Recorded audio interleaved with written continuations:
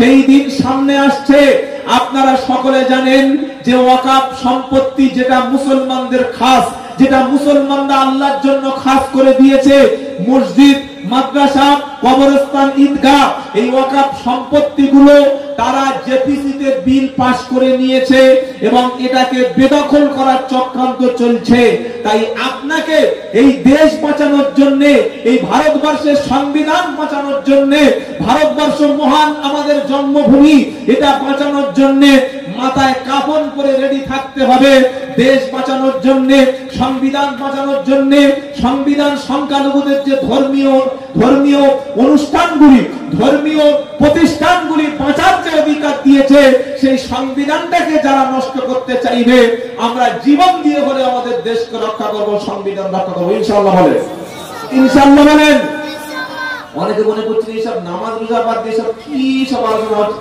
আরে ভাই, আপনার মসজিদ যদি না থাকে, আপনার মাদ্রাসা যদি না থাকে, ঈদগাহ যদি না থাকে, দেশের সংবিধান বিরোধীরা যদি সংবিধানকে উড়িয়ে দিতে পারে, আপনার মসজিদে নামাজ বন্ধ, আপনার কোরআনের কারখানা বন্ধ, আপনার ঈদগাহ বন্ধ, আপনার কবরস্থান বন্ধ, আপনাকে রোহিঙ্গার মতো, কুকুরের মতো দেশে বাস করতে হবে।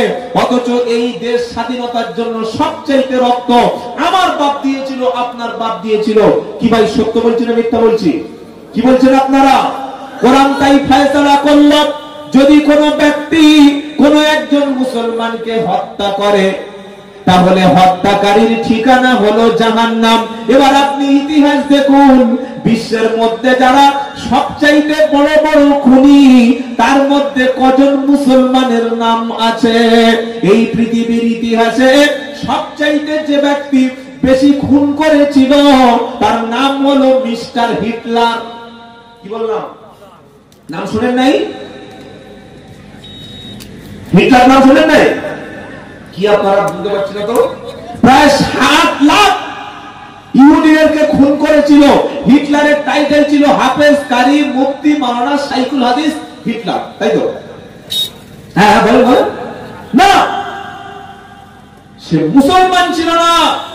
কেউ তো কোনোদিন বলে না যে হিটলার একজন খুনি কিংবা সে সবচাইতে বড় জঙ্গি, তাকে কেউ বলে না। খুন করেছে এতটুকু। কি বললেন?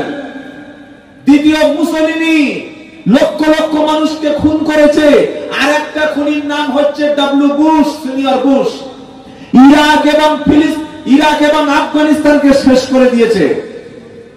আর বর্তমানে ইসরায়েলের যে বেঞ্জামিন নেতানিয়াহু, আপনারা প্রত্যেকে দেখেছেন, প্রায় 45,000 নিরপরাধ আমার ভাই আমার মাকে তারা ফিলিস্তিনে শহীদ করেছে।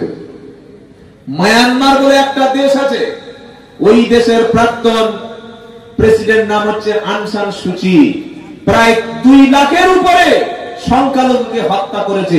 এরা কোন মাদ্রাসার ছাত্র ভাই? বলুন না, কোন মাদ্রাসা শুনি, বলুন কোন মাদ্রাসা পড়েছে? আপনার দুবরাজপুর থানায় যান, পশ্চিমবঙ্গে যতগুলো 291টা থানা বা তার চাইতে যত বেশি থানা আছে, প্রত্যেকটা থানায় যান, কাল সকালে যান। আমি আব্দুল্লাহ জুবাইর চ্যালেঞ্জ করছি, থানার লিস্ট গুলো খুঁজে খুঁজে দেখুন যে মাওলানা, হাফেজ কারি, মুফতি, শাইখুল হাদিস, মুহাদ্দিস, মুফাসসির কজন খুন করেছে, লিস্ট একটু দেখাও। একটাও পাবেন না। কেন? মাদ্রাসায় শিক্ষা দেওয়া হয় মানুষ খুন করার মতো বড় পাপ পৃথিবীতে আর।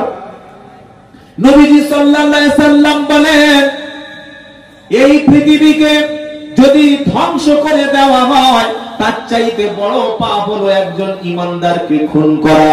খুন করা দূরের কথা, কোরআনে আল্লাহ বলছে ওয়াল ফিতনাতু আসাদু মিনাল কতল, আল ফিতনাতু আসাদু মিনাল কতল। ফিতনা করা, কোন একটা সাম্প্রদায়িক দাঙ্গা করা, কোন সমাজে অশান্তি সৃষ্টি করা, বিশৃঙ্খলা সৃষ্টি করা হলো মানুষ খুনের চাইতে বড় অপরাধ।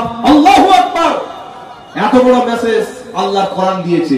খুন করা দূরের কথা, যদি কেউ কোন নিরপরাধ মানুষকে খুন করা দূরের কথা, যদি একটা দাঙ্গা করে, অশান্তি করে, বিশৃঙ্খলা করে, ডিসিপ্লিন ভঙ্গ করে, কোন একটা অশান্তি সৃষ্টি করে, ফিতনা করে, এই ফিতনা হলো হত্যার চাইতে বড় অপরাধ।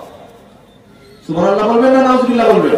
কি গো, এবার চলুন আপনি মুসলমান খুন করলেন না, কিন্তু একজন হিন্দু খুন করলেন, খ্রিস্টান খুন করে দিলেন। আপনার প্রতিবেশী একটা গ্রামে 500 মুসলিম বাস করে, মাঝখানে একটা খ্রিস্টান বাস করে। ওই খ্রিস্টান ব্যক্তি সেটা ধর্ম পালন করবে।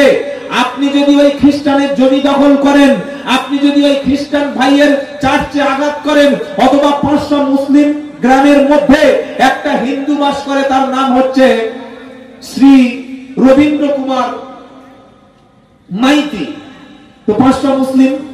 এখন ওই যে অমুসলিম একজন আছে, তার পূজা পার্বণে যদি আপনি বাধা দেন, তার যদি জমি দখল করে নেন, তার সম্পত্তিতে যদি আপনি ক্ষতি করেন, কিংবা তার যদি ধর্ম পালন না করতে দেন, কিংবা ওই সংখ্যালঘু একজন হিন্দুর উপরে যদি আপনি অত্যাচার করেন, তার শাস্তিটা কি শুনবেন? হ্যাঁ বলেন। বিশ্বনবী বলেন